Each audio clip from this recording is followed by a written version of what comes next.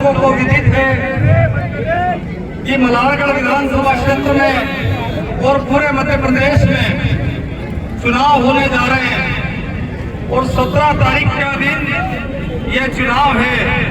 मेरा सभी साथियों से अनुरोध है कि यह चुनाव बहुत ही महत्वपूर्ण चुनाव है। इस चुनाव में हमारे क्षेत्र का भविष्य तय करेगा।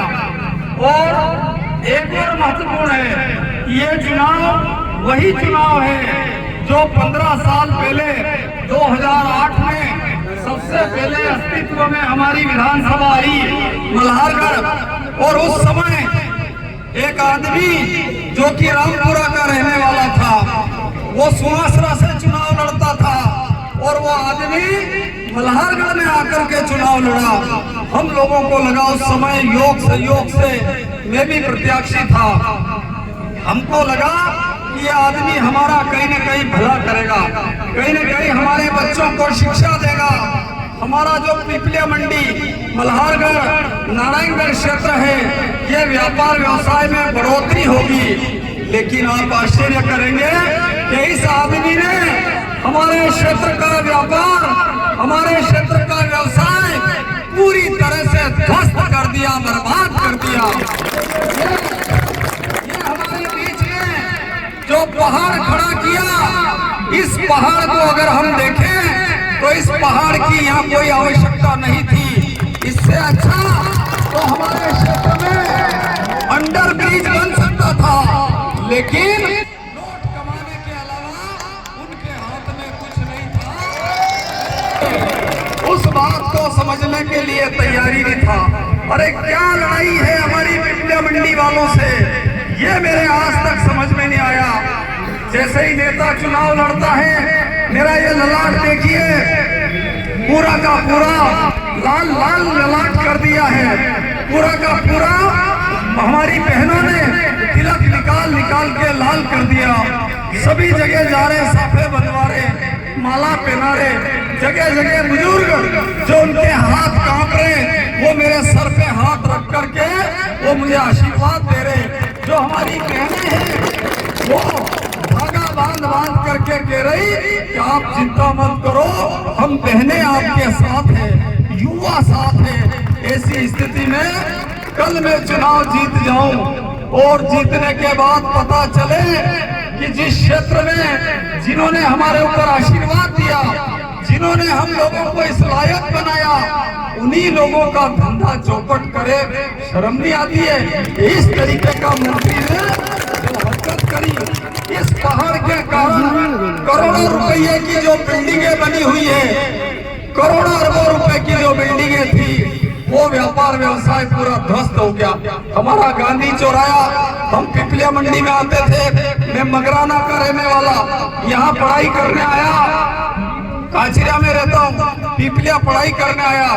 तो जब मैं दिवाली और होली पे गांव जाता था, 50 जने आके हमारी माताएं बहनें बच्चे मेरे से मिलते थे, अरे छोरो पिपलिया मंडी भरे, कई बढ़िया वहाँ को गांधी चौरायो है, इस तरीके के वो बात करते थे।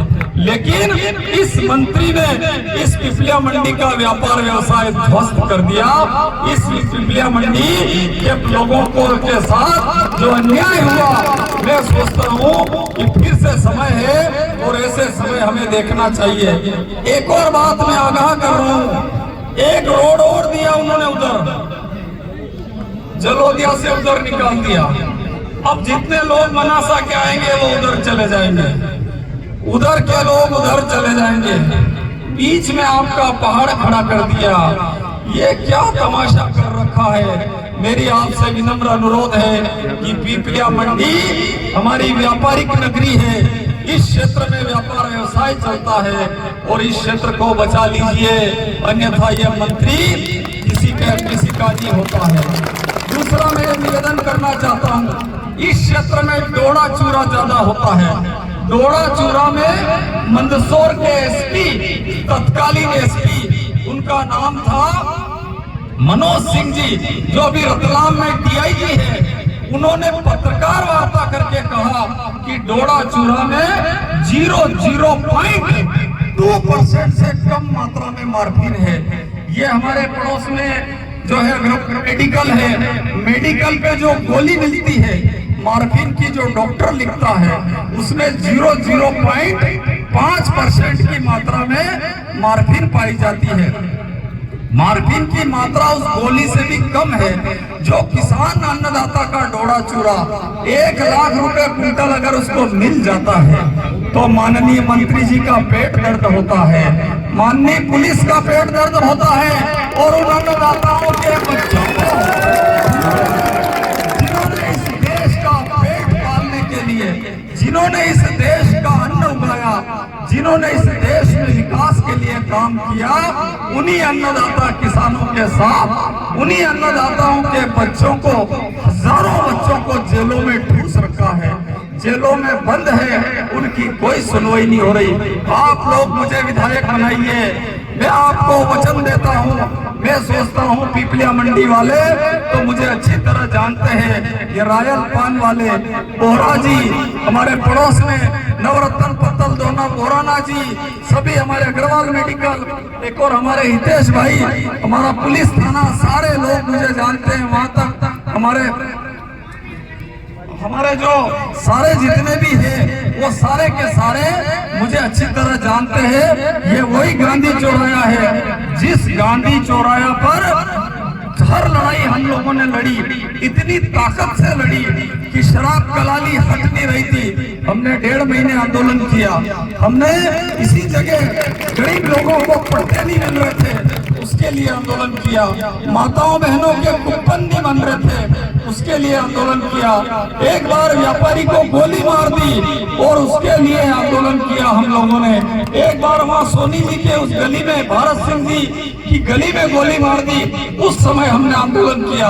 आपकी हर लड़ाई हर ताकत के साथ मैंने लड़ा और मैंने जीवन में कभी आप लोगों को सताया नहीं तो छोटा मोटा कार्यक्रम करते ना नेताजी तो पहुंच जाते व्यापारियों के पास, इतने पैसे दो, इतने पैसे दो, ये देना पड़ेगा, यहाँ भंडारा चल रहा, यहाँ इसके पैसे दो। लेकिन मैं श्यामलाल जोगचंद, मैंने 27 साल तक आप लोगों के बीच में रहकर के लड़ाई लड़ी।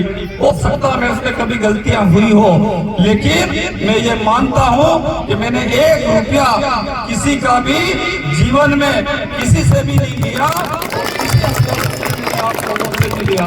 जो हमारी गलियां हैं उन गलियों में सब जगह सड़क बनवाऊंगा, उसके साथ साथ इस क्षेत्र में व्यापार व्यवसाय चले इसके लिए मैं काम करूंगा। थोड़े दिन पहले शिवराज सिंह जी चौहान यहाँ पर आए थे, उनके रुकने की जगह नहीं थी, कमलनाथ जी यहाँ पर आए, उनके बैठने की और बैठक की व्यवस्था नहीं थी।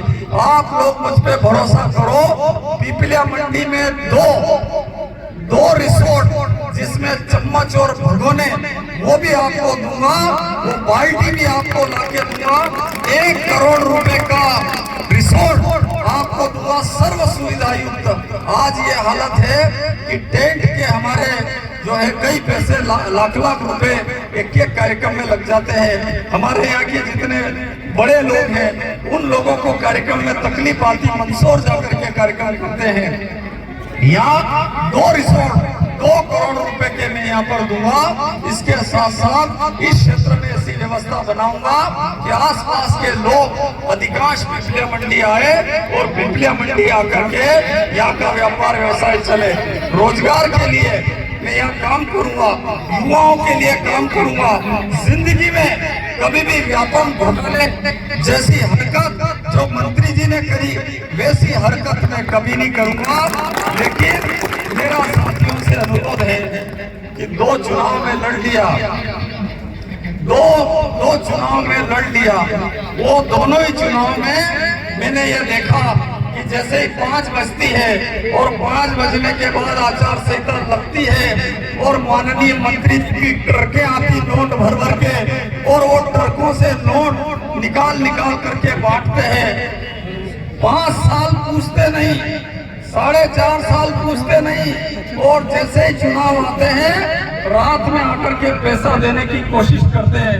कई जगह तो ये स्थिति है कि कब्रिस्तान में पैसा दे दूं, शमशान घाट में दे दूं, मंदिर में दूं, मस्जिद में दूं, या कई जगह वो ये बोल देते हैं कि देवरे पर दूं। देवरे की बात मुझे याद आई, एक 7 साल की बालिका थी। वो 7 साल की बालिका एक जगह में बैठने गया, तो वो मैंने पूछा, मैंने कहा बालिका की डेथ कैसे हुई? तो उन्होंने कहा सांप काटने से हो गई। मैंने कहा सांप काटने से हो गई तो इसको देवरे पर नहीं ले गए? तो एक 80 साल के बुजुर्ग माँ साहब दूर खड़े थे, वो दौड़ के मेरे पास आए। उन्होंने कहा, अरे साहब 2 लाख रुपए दी में काम करा रहे हो, देवर को बेची दो, तो अब ढोल यहाँ बजाओ और भाव मंत्री जी को आता है। धार्मिक आस्थाओं के साथ अन्याय करता है। हमारे लोग मोटरसाइकिल लेकर के जाते हैं, मोटरसाइकिल जैसे गई, एक थानेदार आएगा, पुलिस वाला डंडा दिखाएगा, रोक रोक रोक रोक, पूछे काय के लिए? कि 3 बैठ करके क्यों आ रहे हैं? अरे भाई 3 बैठ करके इसलिए आ रहे हैं कि ये जो मोटरसाइकिल जो है इसकी सीट 3 की है, इसकी 2 की बना दो, हम नहीं बैठेंगे। मैं आपको इस बात का वचन देता हूँ, इस बात का वचन देता हूँ कि या तो कंपनी वालों को वो सीट छोटी करना पड़ेगी या फिर पुलिस वालों को आपका चालान काटना बंद करना पड़ेगा। समय कम है और हम लोगों को और काम करना है। इसके साथ ही हमारे जो युवा है, क्योंकि ये जो चुनाव लड़ा हूँ, ये चुनाव मैं नहीं लड़ा, इस चुनाव में मेरी कोई भूमिका नहीं है। अभी भी मैं निकला तो आप देखना मेरी जेब में ये पिपलिया मंडी वालों ने ये इतने लिफाफे मेरी जेब में रख दिए। किसी ने 50 रुपए, किसी ने 100 रुपए, किसी ने 500 रुपए, ये सारे लिफाफे, ये सब लिफाफों का मैं एक लिस्ट बनाऊंगा और आप लोगों का हिसाब दूंगा, क्योंकि ये चुनाव मैंने नहीं लड़ा।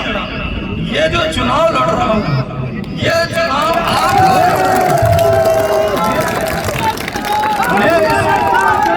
मैं इस विषय में मैं कोई नहीं हूँ। मैं तो मात्र इस बात के लिए हूँ कि श्यामलाल जोगचंद ने, पिपलिया मंडी वालों ने मुझे खड़ा किया है और मेरी लाज आप लोगों के हाथ में है। आप मेरी लाज बचाना। ये चुनाव में जब लड़ने के लिए तैयार हुआ तब मेरे ऊपर बहुत दबाव आया।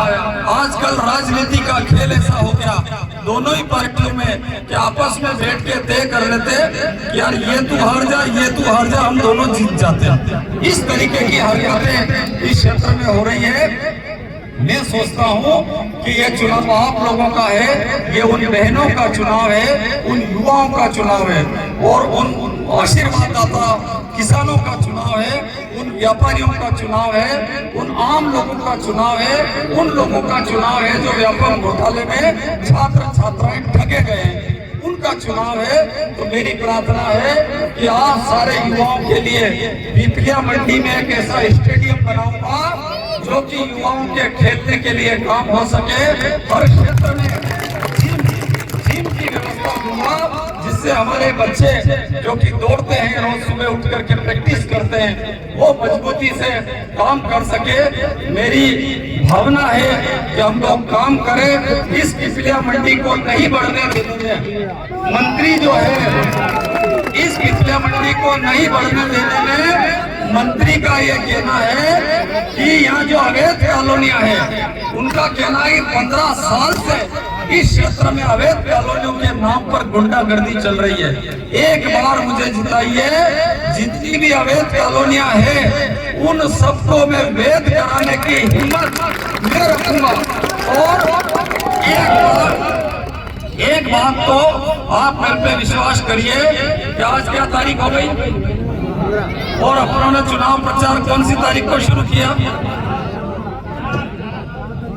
4 तारीख से हमने चुनाव की शुरुआत करी और आज तारीख हो गई 15 और कल शिवराज सिंह चौहान आए थे, कल आए थे मंदसौर, तो 15 और कल 14 और 4 मतलब 10 दिन मैंने ताकत से कहा कि एनडीपीएस एक्ट की धारा 8/15 को मैं हटा दूंगा। कल शिवराज सिंह चौहान ने ढीले मन से, अनमने मन से कहा मैं भी संशोधन करवाऊंगा। संशोधन नहीं, आपने जिन अन्नदाताओं के बच्चों को जेलों में भेजा है, जिनका जीवन जीवन बर्बाद किया है, जिन जिन लोगों का जीवन बर्बाद किया जेलों में डाल करके एनडीपीएस एक्ट के माध्यम से, उनका हिसाब आपको देना पड़ेगा और संशोधन से काम नहीं चलेगा। ये धारा आपको खत्म करना पड़ेगी और जिस दिन सरकार बनेगी हमारी, उस दिन ये करना पड़ेगी। कई लोग मेरे से बात करते हैं कि आप निर्दलीय लड़ लियो। मैंने कहा मैं निर्दलीय नहीं हूँ, आप लोगों का उम्मीदवार हूँ। और दूसरी चीज ये कि जैसे जिस घर को मैंने बनाया 27 साल में, ईंटें लगाई, प्लाट किया, जैसे ये बिल्डिंग बनी हुई, ये हमारे जैन साहब की बिल्डिंग बनी हुई, मनोहर लाल जी की, तो ये इतनी उस बिल्डिंग में बनी हुई। अब उस बिल्डिंग में अगर सांप घुस जाए तो नींद आती क्या? सांप घुस जाए तो नींद नहीं आती। तो ये 17 तारीख के दिन आप सांप को बाहर निकाल दीजिए। इन्हीं शुभकामनाओं के साथ मुझे उम्मीद है कि इस क्षेत्र में हम लोग खुशहाली लाएंगे, ईमानदारी से काम करेंगे, कभी किसी को नहीं सताएंगे, हमेशा लोगों की मदद करेंगे। आपका बच्चा बन करके, आपका छोटा भाई बन करके, बहनों का भाई बन करके मैं काम करूंगा। और ओल्ड पेंशन चालू कराऊंगा और भले ही ये ब्रिज तुड़वाना पड़े।